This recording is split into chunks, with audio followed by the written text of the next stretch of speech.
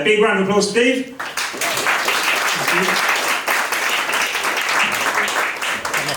So that's fine. Hello, I'm Steve Stops. I'm development director at a small independent publisher called Excalibur Games. I've been in the games industry about 17, 18 years. I only realised when I was chatting to Cy Byron earlier, actually, I kind of owe where I am now to Yogcast, because when I worked at a big work for hire studio, we made a small indie game called Lumo Deliveries, and Yogcast, Lumo, and Yogcast cover it, and it blew up, and off the back of that I managed to launch an indie studio, do a whole bunch of other games. So I worked for a big work for hire studio, I ran an indie studio for about 4 or 5 years, and for the last 7 years I've been publisher side. And yeah, today I'm going to share how we do marketing that's very different from everything else you've seen today. This has taken me 4 goes to get this presentation together. I think the first time I had about 3 hours of material. So I think I managed to hone it down to 30 minutes without missing out the important stuff. And it's a very, very different approach from everything you've seen today. The 3 important things I've got to say is no marketing is going to help you overcome having a shit game. So assume that having a great game is your given, right? You can't go, oh, I've got a crap game, but I'm going to market it and it'll be fine. But sometimes when I say this stuff, people are like, yeah, but you know, how does this account for this? And how does this account for this? This doesn't do any of that. What we're going to look at is how you're going to maximize your views of your page once you're on Steam. And this should be thought of either as a standalone piece of marketing or as an adjunct to everything else you've seen today. Like from all of the talks, you'll see 2 things. You'll see common themes that run from talk to talk, but you'll also see things where we contradict each other. And that's because there's no one single way that's going to work for every game. And your mission is to listen to everyone, work out what your game's about, what your personality is about, what you like to do, and which bits of this advice work for you as individuals, and craft your own campaign. Because ultimately, your futures depend on the choices you make, not what I tell you to do, right? I'm just giving you my thoughts. What I tell you, if you follow exactly what I do and it fails, that doesn't affect me in any way, it affects you. So you need to be the arbiter of your own decisions. And that kind of feeds into one of the major themes for this, which is life is a braid in space-time. This is Max Tegmark from quote from his book, which is Our Mathematical Universe, which is a book that kind of blends quantum physics and modern physics thinking. But kind of think of it like this. I'm going to go through a way of seeing the future, and we're going to go through the theory behind why I believe what I believe, and then the practice of how we apply it to our Steam games. But think of what you're doing as that braid in space-time. Your aim is to have a successful game and to navigate your way around to avoid the failures and get to that success. And what we want to be doing is looking at how we actually see that success through, the decision points we make, these important things. And I'm going to show you one route to that success. We're going to look at one particular route that goes from your beginning of your game to your path for success. But first, before we get there, we need to define what success is. And ultimately, you need to work that out for yourself, right? Everyone will have a slightly different vision of what success is. I use a lens that looks something like this. Think of a gradient scale between pure art and applied art. So pure art is where you're making art for art's sake because you want to shine a light on the human condition. You have a message that you want to impart to the world. You have a specific thing that's in your head. And then applied art is where you're doing what you're doing purely to make money. And sometimes I know lots of people who do that while they're saving money so they can come back and do that. But most of us are making games because we're hoping the game we're going to make is going to make us enough money so we can survive. So what we're mostly doing is sitting somewhere on this kind of paradigm. This is important. Part of the reason I'm a little bit late to doing this talk is I got caught up in a conversation talking about work on the pure art side. I'm passionate about our industry investing in creating art for art's sake and finding ways of funding that art for art's sake. But for most of us, we have to live somewhere on this paradigm where we do our work and we hope our game succeeds enough so we can do it again, right? So let's kind of look at that. So if you've got a 4-person team and you are hoping you're going to earn 30k, which I think is a relatively modest salary, just over the UK average, well, what you're looking at is after you've paid your tax, your equipment and your overheads, you probably need to bring in something like £50,000 per person to cover all of those costs, which would give you a dev budget for a year, if you're going to make a game in a year, of about 200k that you need to make so you can carry on doing that.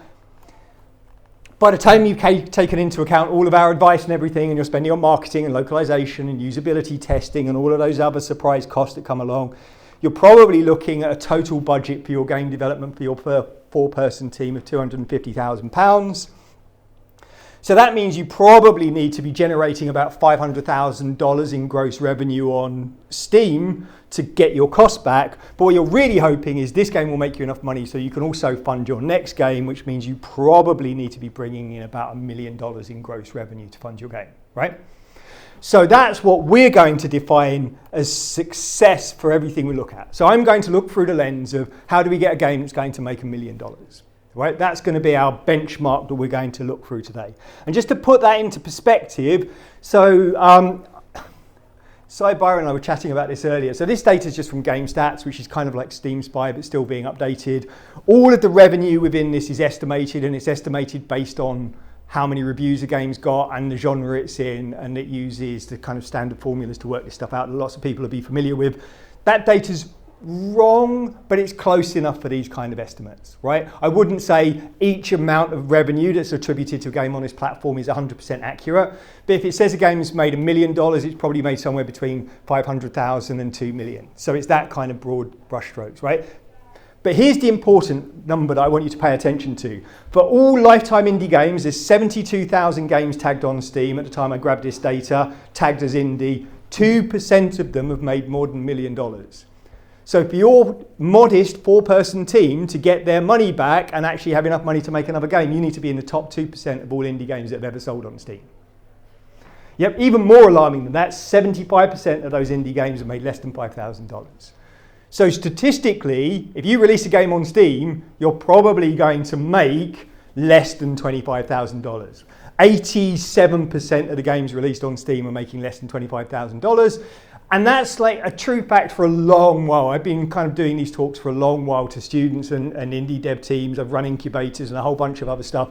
And it's the thing, like that's why there's this hidden doom. Like the indie studios where people set up a studio, they put a game on Steam, it doesn't do the numbers they hope, and then they close down the studio and end up working back in a studio.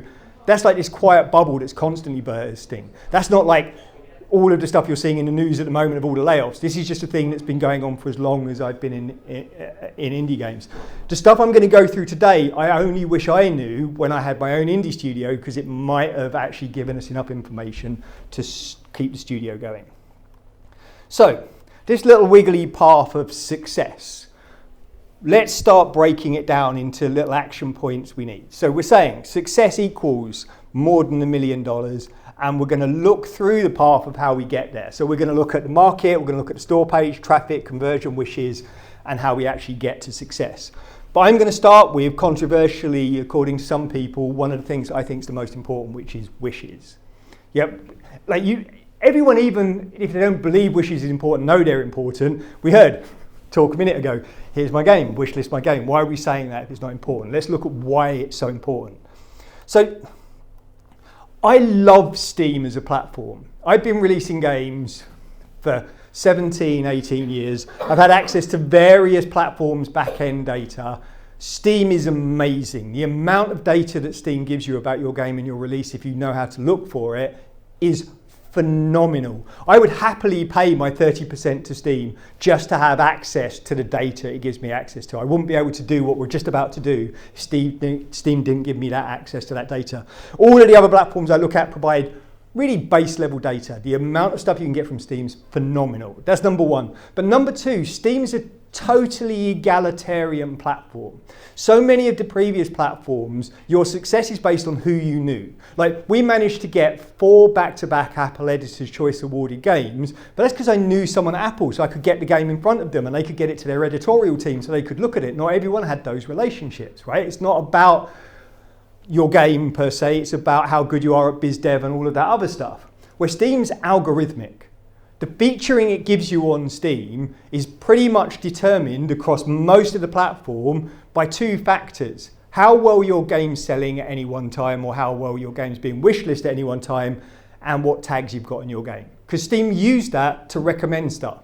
But if you look, well, the other thing that's amazing with Steam is if you go onto the front page of Steam or you go to your discovery queue and it starts showing you stuff, it tells you why it's showing it to you. It says this is a top seller, or this is being shown to you because it's got these tags that are like to other games you play. It tells you how it's doing what it's doing. All of the algorithms that underpin Steam, it's putting forward and showing you. So we spend a lot of time looking at this stuff to figure out how the algorithms are working so we can work out what we need to do with our games to make those algorithms work. And one of the key drivers is velocity of sales. In the last hour, how many units has your game sold? That then punks you up the list of which games are likely to be featured. Which does mean you get a success spiral or a death spiral, right? If your game sells badly on day one, the chances of you recovering that, unless you get lucky and get an influencer cubby or something, become really small because you're not going to get that featuring. Whereas if you get a really strong launch, it kickstarts the Steam algorithms, you get more featuring, so then you get a success spiral. So you'll see actually when you look at the game sales, the reason you'll see 75% versus 2% is it's binary. It's like a switch. If your game sells well in the first hour, chances are you're going to get more featuring, and if that featuring leads to more sales, then your game will continue to sell, right? If it sells badly in that first instance, chances of it recovering are almost zero. Yep, that isn't totally true, but almost true. And we'll look at both sides of that. And that's why wishes matter so much. Because what wishes will do is they'll secure your first hour of sales. If the people who are wishlisting your game genuinely are customers who want to buy your game, when your game launches, loads of them will rush to buy your game as soon as it launches.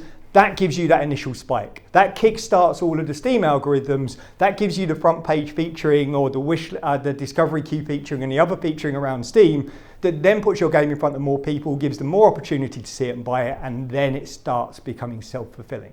Yeah, does that make sense? Let me give you some actual examples of this. So here's one of our actual live game launches. We launched with 91,000 wishes. In the first day of sales, we sold 13,000 units of our game. And from those 13,000, 9,500 came from wish lists. Yep, that means 73% of our first day sales came from wish list conversion. If you took that data off and we didn't have any wish lists when we launched, we would have sold 4,000 units. If we're looking at that velocity of sales, this many people wanting to buy the game as soon as it launches gives us that first kickstart, that gives us the first boost of visibility that then starts perpetuating along. Because the more visibility we get on Steam, the more people can see our game, the more people can see it, the more people are likely to buy it, the more people buy it, the more that carries on going. Yeah, makes sense? Easy, right? Simple, simple stuff. This is a game that's then gone on to sell 2 million units in lifetime sales. It's made more than $15 million in gross revenue, and we've spent a total of £40,000 doing marketing on that game, and I would say we probably wasted 30,000 of that. Yep. So that's the starting point, wishes, and that's why that's so important. Here's some more data just to drive that message home a bit.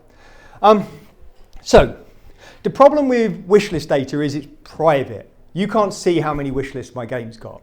But what data is public is follower numbers. So you can have a look at other games' followers to see how many followers they've got. Here's a fun thing. So here's a little graph. The red line is wishlists. The green line is followers. They're on different scales. So this scale runs from 1,000 to 9,000. This scale runs from 50 to 300. Yep. But you can see they're analogous, right? You can see that when people are following our game, when we're getting the peaks and troughs of followers, we're also getting peaks and troughs of wishes. So wishes and followers are analogous to each other. On average, and it varies from game to game, depending on the style of game and everything that you're making and what your audience is like, but on average, about 8% of people who wishlist a game will then follow it. It's a subset of people who follow games over wishlisted games. But if you look at someone's follower numbers, in my head, just again for rough, If I look at, if I go through SteamDB and look at follower numbers, multiply that number by 10, and you're a bit under the amount of wish lists they've got. But it's not always true. Like we've got a game at the moment that's got 17,000 followers. So you multiply that by 10, we've got 170,000 wishes. We've actually got 300,000 wishes. But it's early on in the life cycle of the game, so our wish list to follower ratio is probably not settled down yet. But that will pick up over time. But as a really rough guide, just to put you in the right ballpark, all you're really asking is not how many followers or wish lists a game's got. You're going, have they got some, a lot, or loads? Right? And you can then kind of see how that correlates with their sales post-launch. Here's some more data from GameStats I pulled off just to kind of really drive this point home. Here's a chunky way that I like to look at data all the time. Across the top here, I've got sales revenue by band. So less than 10K, 10 to 100K, 100K to 500K, 500 to a million to 10 million, 10 million to 50, and then more than 50. And then running down the side here, I've got bands of follower data. And what you'll see is these huge gaps. There's a clear pattern going on here, right? If you look, what I'm really interested in is, say I'm interested in games that made more than 1 million. Well, none of those had less than 1,000 followers. So your chances, if you've got less than 1,000 followers, your chance of making more than 1 million looks to me to be pretty damn close to zero, right? What you're actually looking at, if I'm in that band here, I want to be in the 1 to 10 million band. If I go down, I can see that actually, by the time I get to about here, 35 games out of all the ones listed, that's like the big number. That kind of says 20 to 50K seems to be the sweet spot. That's where I start having a much better chance of getting more than $1 million. Below that, there are some games. Yeah, there are some games that have got 9 to 20,000. There are 8 that still made more than $1 million. But the vast majority sit in the next band, right? So is there a direct correlation between followers or wishes and revenue? Not 100% direct. They don't guarantee you success, right? I bet if you also looked at some of these ones that had more than 20,000 followers but didn't make that much money, if you looked at their review score, you'd probably see a pattern there as well, right? If your game's rubbish, it's not going to outbeat, you're not going to be able to get more wish lists to beat that. But as a general rule, you can see there's a pattern here. We're starting to see, I need at least 20,000 followers to give you my best chance. I also thought I'd look at some of these. So this is all paid games launched Jan to April, the same was the previous data. So you can see, I just pulled out the same data. You can see that pattern writ large. What I also did is then pulled back the data. So my hypothesis is we need more than 20,000 followers to get to our $1 million of revenue that gave us our success. So what I also then did is took all of last year's paid games. And so first thing I did is looked at all games that made more than $1 million. And you can see more than 20,000 followers seems to be where the largest number is. Yeah, there are games that made less than 10,000, had less than 10,000 followers, but you can see that by far the most, 80% of the games here had more than 20,000 followers. So I'm starting to see a pattern. If I want to give myself the best chance of success, I need more than 20,000 followers. So what I then did is looked at the 20,000 followers, and you can see a similar thing happen again. There are definitely games that made less than $1 million, right?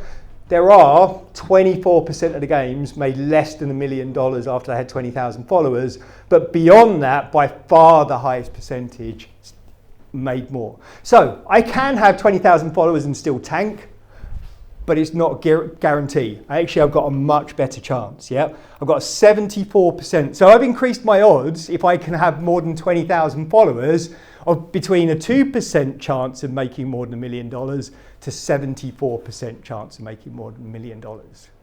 Yep. This is why I talk about seeing the future. My odds go from this one tiny little chance of success up to having a much wider chance of success. There's still failure I can hit, but I have a much better chance of success. The other thing to think about though is that's follower numbers and that's great for looking at outside data, but what I really care about internally is my wishlist data. Remember, the followers are only an analogy for wishlist data. It's the wishlist data that gives you your day one sales. And for 20,000 followers, I would say you probably need more than 160,000 wishlists. Yep, this is kind of the benchmark I looked for. That's like my 8% follower ratio that I spoke about before. We, as a publisher, we wouldn't launch a game with less than 100,000 followers. 100,000 wish lists, let's be clear. And this is important to understand because I speak to lots of devs going, oh yeah, I'm really excited, my game page is up, I've got 7,000 followers, I'm a month away from launch, I'm really excited. And to us as publishers, we're thinking, that probably means your game isn't going to succeed. Not in the way you think it is. Yep. And that's fine. If you're making a game as art and you're doing it as a personal project, it doesn't matter how many wish lists and followers you get because you're making the game because you want to make it. But if you've got a team of 4 people you're surrounded with and you're all hoping you're going to make your living from your game, that's a different set of circumstances. But it's really important to make sure to understand that your wish list numbers are a measure, not your motivator. Where I see a lot of people get wish lists wrong is they try and drive the number. Like they'll run social media campaigns going, wish list our game now to be entered into a prize draw to win 6,000 widgets. People are then wish listing your game not because they're going to buy it on day one, they're wish listing it because they want the widget. Yeah. So what you need to make sure you're doing is driving players who are likely to buy your game in day one, because your goal isn't to have the maximum wishlist number, it's to get the maximum sales on day one that kickstart the Steam algorithms that give you the visibility you're looking for. Yep. Does that make sense? Super important. We all know, like quantum physics know that as you measure something, you change the thing. And if you measure it and then try and change it to make the measure go up, it's often the wrong thing. Understand why you're doing this stuff in the first place. 10-minute warning, that's fine. I'm easily going to be there. Okay, next we're going to look at conversion. So conversion is really, really simple stuff. On your Steam page, you will make impressions. Impressions turn into visits. Visits turn into wishes. And so what you can quickly work out is, here's live data from one of our games. From 19 million impressions, we had 1.4 million visits that then turned into 300k wishes. Yep.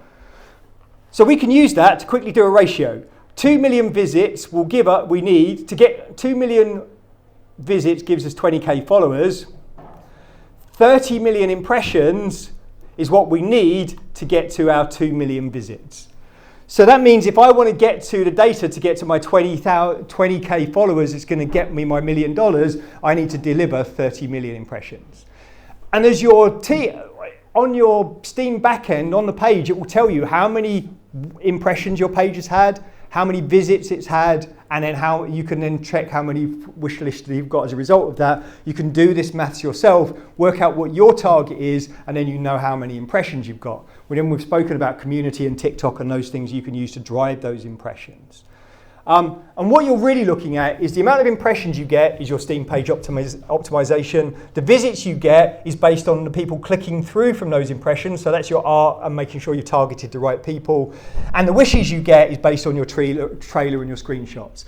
So if your conversion from visits to wish lists is bad, you need to make a better trailer, you need to work on your text. And if your conversion from impressions to visits is bad, you need to work on your Steam page targeting and your artwork. So now we've looked at conversion, we can start putting this together and we can look at traffic sources.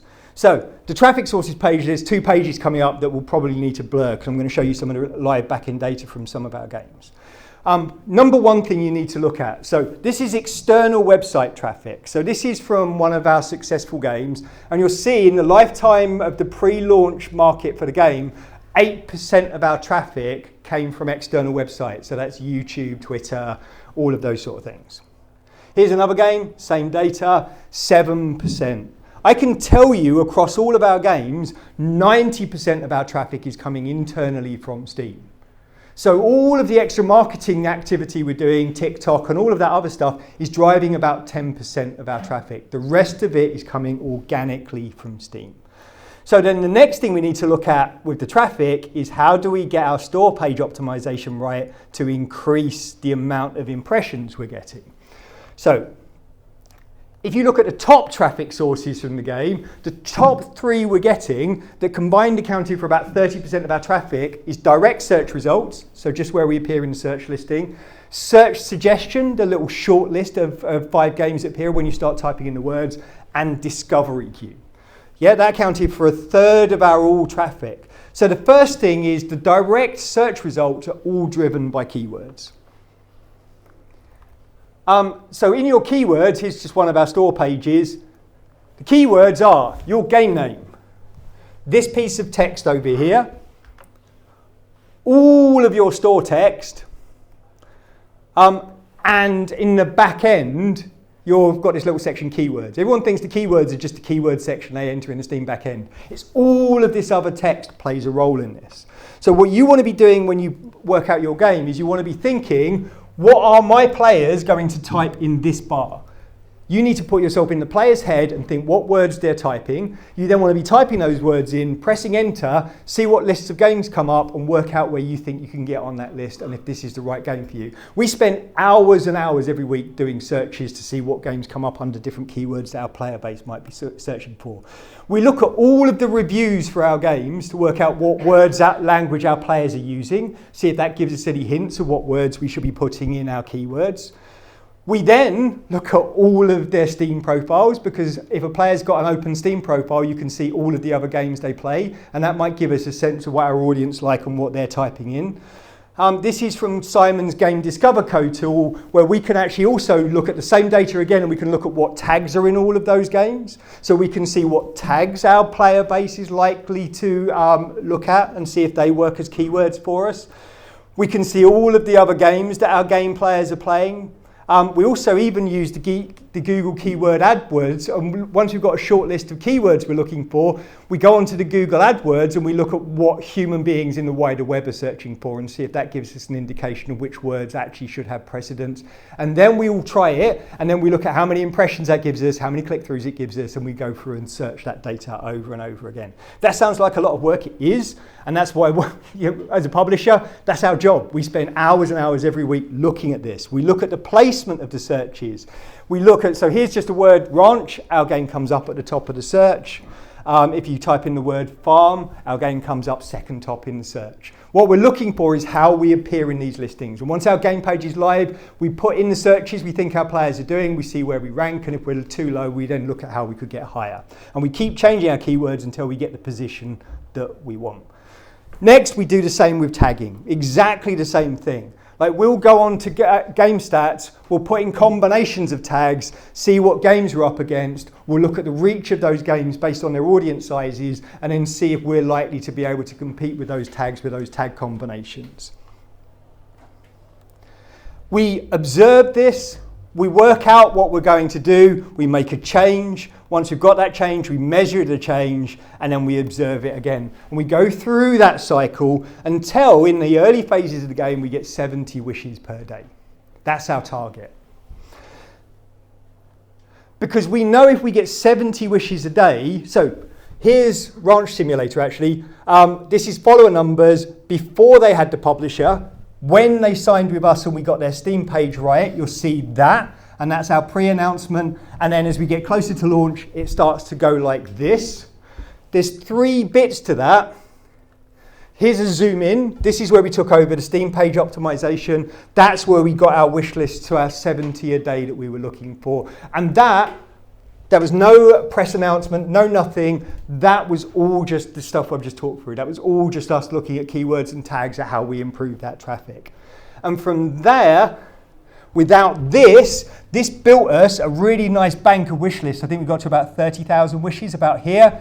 That there is a Next Fest. We got great placement in the Next Fest because we had 30,000 wishes. And then that gave us the spike that we moved into launch. And like I was saying earlier, that's the velocity that gave us featuring across Steam that gave us our success. So that is almost all of it. The last tiny little piece, because I've probably got about 30 seconds left, is your market. So all of this is based on impressions. And if you don't have enough impressions, there aren't enough people searching for the game like yours, you can't have any of this. You can't sell something people don't want. 90% of your marketing is done at the point you decide what to make. Yep. If there's not a viable audience for your game, if no one on Steam is looking for a game like yours, or there's thousands of other games that are so similar to yours that no one can tell what's special about it, you're not going to get any of that traffic. So when you're going through this process, we look for games that lots of people want that no one else is making. When we look to that pure art and applied art, we also look at what do I want to make and what do people want to buy and intersect somewhere in that. And finally, putting it all together, we go through these launch phases. So, if we're going to launch, I need 6 months to build to the wishlist numbers we need. We start by putting the store page up, no marketing, just the SEO. We look for our 70 wishes a day. And then after that, we leave it to trundle along once we've got the numbers we want.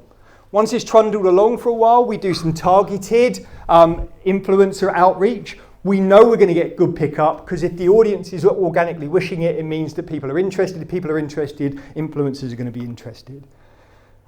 Once we've done that, we put a demo live, only for a short period of time. I don't want a demo live here because people won't wishlist our game, they'll just play the demo. I want the demo live at a particular phase to spike the traffic.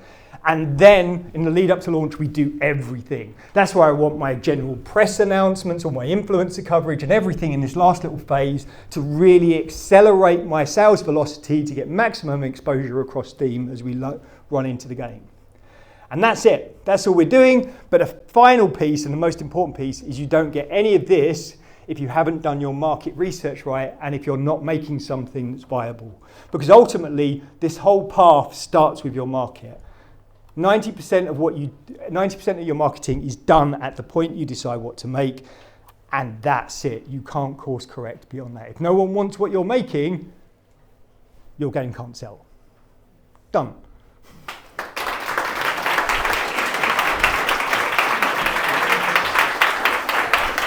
I'm sure we have a billion questions. We haven't had time, I'm afraid, but see you.